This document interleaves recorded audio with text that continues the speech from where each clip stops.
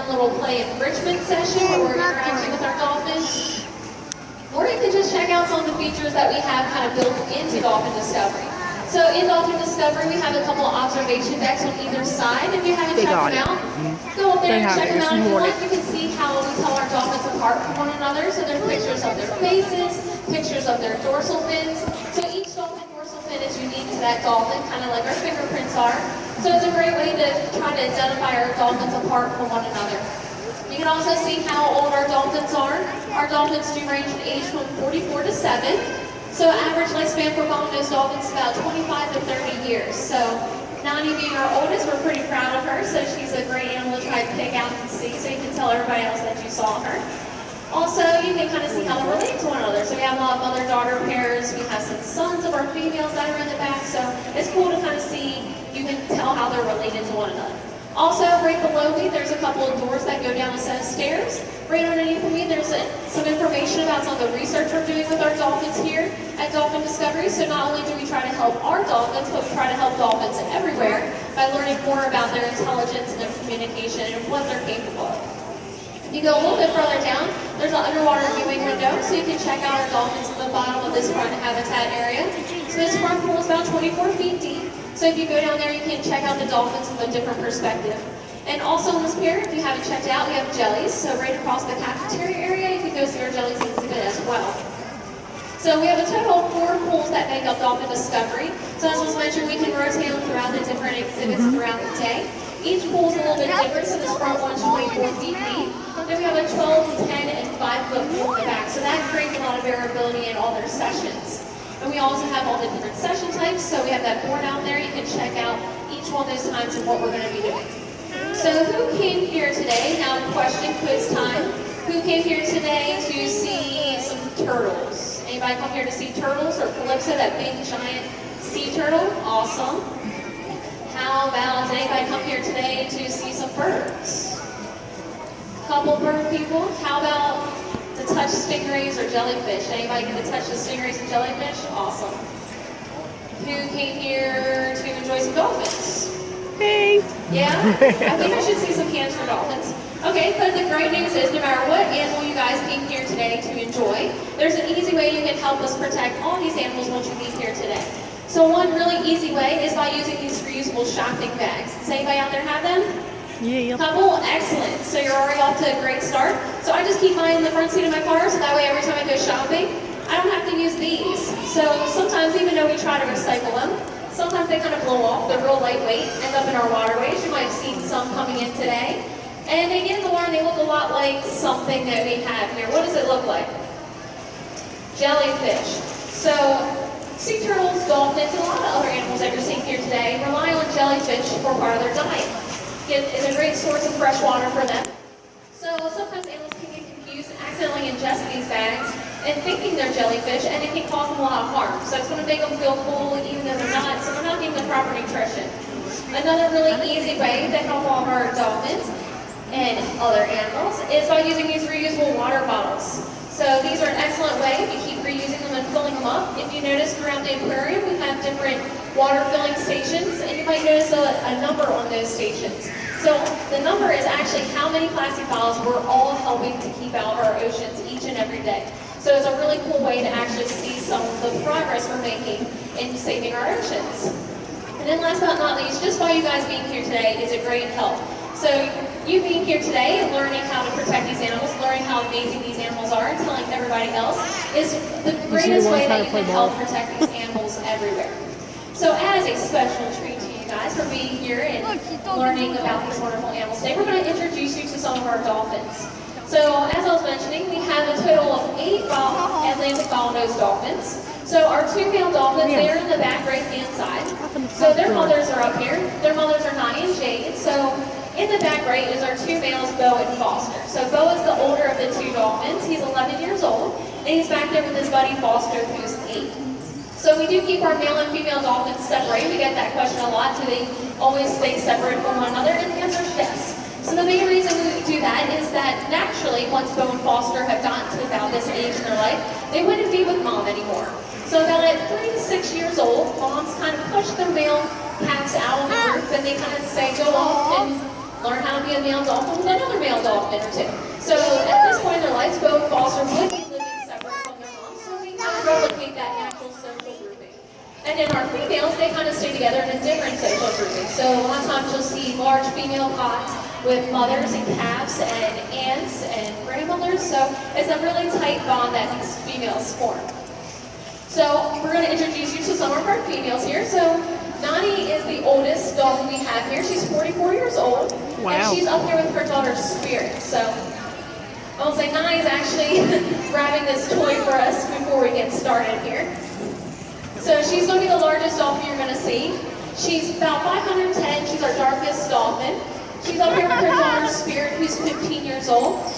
She's up here with, and then Spirit has a half-sister, who's also 15, Maya. So they're very similar in size. They have the same father, so they look a lot alike. They can be really difficult to identify apart from one another. Except for Maya's a little bit lighter in coloration. So then also up here we have Jade. She's 17 years old. She's one of the moms I was mentioning to one of our sons. So Jade is a really large dolphin. She's one of our longest dolphins we have here. She's kind of real dark in coloration, has long, curvy fins and dark, smoky eyes, and a really large underbite. So it's really cool to identify Jade apart from the rest of the dolphins. And then, let's see, who did I forget? Chesapeake and Bailey. So Chesapeake was the first dolphin born here at the National Aquarium. She's 24 years old. She's one, even though she's our second oldest dolphin, she's actually one of our really small, petite dolphins. So Chesapeake is really short, she's kind of darker, and she's really easy to tell apart from the other dolphins because she kind of has a Harry Potter looking scar. There she is right over on the left-hand side that she has on her forehead, so that makes her really easy to tell apart. And then her daughter Bailey is also equally unique. Bailey is our smallest dolphin. She's also one of our lighter colored dolphins. And she has kind of like white tips on all of her fins, so it makes her really easy to tell apart from a lot of the other dolphins she's swimming with. So we're going to talk today about a little bit how we build our relationship with the dolphins. So there's a lot of important parts to our Dolphins Day. Each and every morning we come in and we look over our dolphins to make sure they're nice and healthy. So dolphins, they don't really have hands the way we do, so they do a lot of communication with their mouth. So sometimes it might be positive interactions with their mouth, sometimes it might be a little negative interaction. So each and every morning we look over our dolphins. We can give them fresh water. As you might see if you're wondering what our trainers are doing on the center there with some of those tubes. So dolphins, even though they live in the salt water, they actually don't get any of their water from the environment they live in. They can't drink the salt water just like we can. Since they're mammals, the salt water will make their stomachs upset. So dolphins get all the water they need through their diet. But here at the National Aquarium and a lot of other zoos and aquariums elsewhere, we can give our dolphins extra water. So just like we know drinking like 8 glasses of water a day for us is really good for our body, giving the dolphins extra water can do really good things for their body as well. So there's Nani right over there on the right. Yeah, so here at the National Aquarium, we can give them extra water through a special straw for dolphins. We can provide them with ice cubes and jello as another way to get kind of a fun way to give them some fresh water. And once we start building a relationship with these dolphins, we can do things like this with them, and we can swim with them. So all of our trainers start out here. When we first start learning about our dolphins, we kind of just sit with them. So the dolphins don't really know who we are. So we just sit there, we feed the dolphins, we might play with them. You see a lot of toys around our decks. We do a lot of play with our dolphins to build that strong relationship with them. And then eventually we can work our way up to swimming with our dolphins. So you can see the real strong relationship that April has with some of our dolphins here in this session. So this is Nani. So if you guys over on the right-hand side can really get a good look at how dark she is. She kind of has large squinty eyes right there.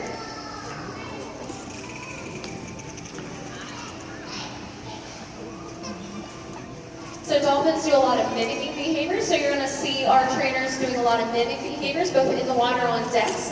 So dolphins learn everything they need to know from their moms. Oh, that's cute. So they not only mimic each other and learn from their moms and learn how to hunt, learn how to interact with other dolphins, but they can mimic us as well. So right there you saw Bailey kind of swimming up and really showing how they can get their bodies up out of the water. So if you've noticed some of the fish and sharks in the aquarium, they kind of move their tails back and forth to get their power. Our dolphins actually use that really strong, powerful tail that Jade's going to show off right there. So that's the powerhouse of the dolphin right there. They have a lot of really strong muscles, and they have to exercise those muscles on a regular basis to make sure they're nice and healthy. So that's where dolphins get all their power. They kind of pump that tail up and down, not only to move their bodies through the water, but also to propel themselves up out of the water.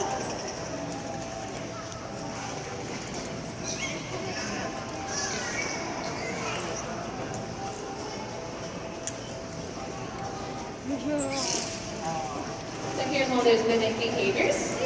See Maya kind of bobbing up and down.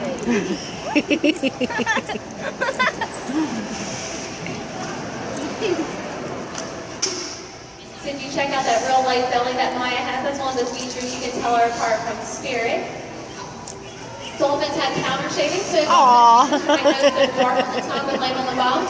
So this is actually an adaptation that dolphins have to help avoid predators when they're out in the ocean. So if a shark, another predator is looking down on them from above, they kind of blend in with the ocean floor, nice and dark. And if somebody's looking underneath, their white bellies blend in with that sky. Another great look at Chesapeake. Chesapeake's one of our higher energy animals, so she really enjoys a lot of high energy behaviors. She just moved her. She's also one of our most athletic dolphins we have here and one of our highest jumpers. And her daughter Bailey has kind of inherited that as well. She also can jump really, really high.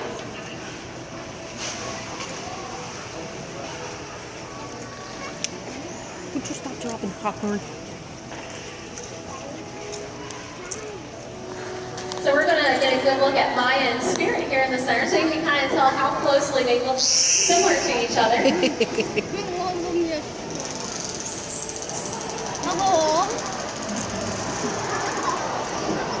There's Spirit right there on your left, and there's Maya. So you can see they're really similar in size and coloration. Maya's a little bit lighter.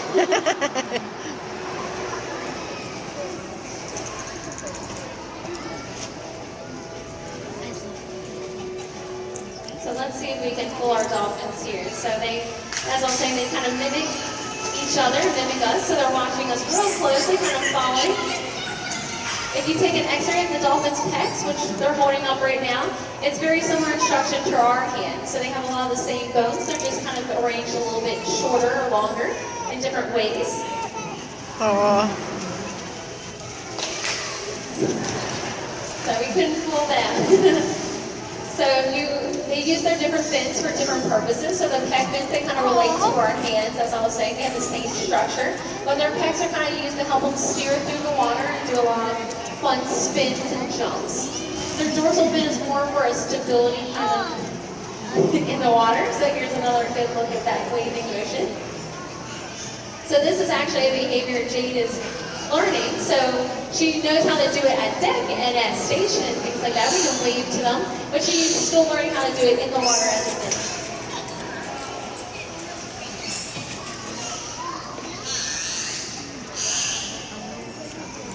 Here's some of the vocals that our girls are making back there. So dolphins have a lot of different vocals they can make to communicate with other dolphins, or they can use different parts of their body. So they can use those pecs that you saw them waving around. They can use them to slap the water surface, or they may use their tail to slap the water surface to communicate, or they can just use their vocals. So they have a lot of different squawks, squeaks, clicks, whistles that you can hear them do. We hear kind of like a buzzing sound. That's them using their echolocation, which is really cool. So they're using sound to get pictures.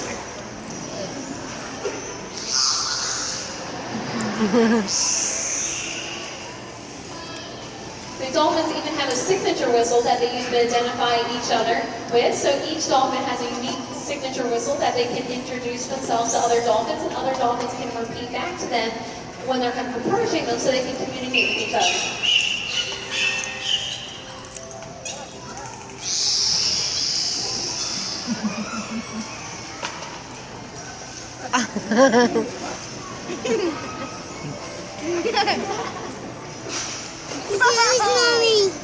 I can't right now, I'm recording. Have to wait. So as you can see, our dolphins are sometimes their biggest cheerleaders. So when they know they did well and they like learning with us, they get really excited for themselves too when they know they do a good behavior. So this is really good.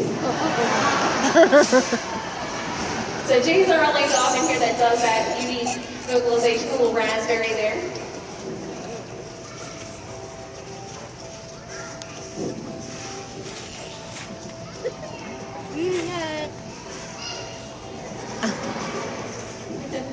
So as you might have noticed, we can ask the dolphins for a lot of different behaviors, and we use our whistle to communicate with our dolphins to let them know when they've done a good job. So the whistle they learn that kind of associate that with, hey, I did a good job, come back and get an award. So sometimes it might be fish, sometimes it may be their favorite toy, or like in the case of Chesapeake, who really likes high energy things, it might just be giving her a really awesome jump to go do because she gets really excited about this. But when they don't do something right, that's perfectly okay. Sometimes they get confused, sometimes they might not just feeling like doing anything or that particular behavior, so we just move on. So we kind of ignore that. We try to focus on all positive things with our dolphins. So if they don't do it right, that's all right. We all make mistakes, so do the dolphins, and it's perfectly okay. We just move on to something positive. So as we finish up this session here, enjoy watching some of the other interactions going on with our dolphins and the trainers. Looks like we're going to actually ask the girls to go to the back, so we will be bringing our 2 male dolphins out momentarily. So you'll get a chance to see Bo and Foster if you guys hang around. So as I was mentioning those gates before, we have the different pools that we have the dolphins in, so we can ask them to go through the different habitats. So we're going to ask them all to go back there since they spend a lot of today out front. So then we're going to ask our boys to come out. So if you have any other questions about our dolphins, I'd be happy to answer those for you. You can check out the schedule we have out front to see if there's anything else you'd like to come and see throughout the day. Or you can just go down and check out our dolphins from underneath the water. So I just want to thank you guys for coming here today, and I hope you enjoyed seeing some of the strong relationships that we can build with our animals. And once again, if you have any other questions, I'd be happy to answer those for you, and have a wonderful day at the National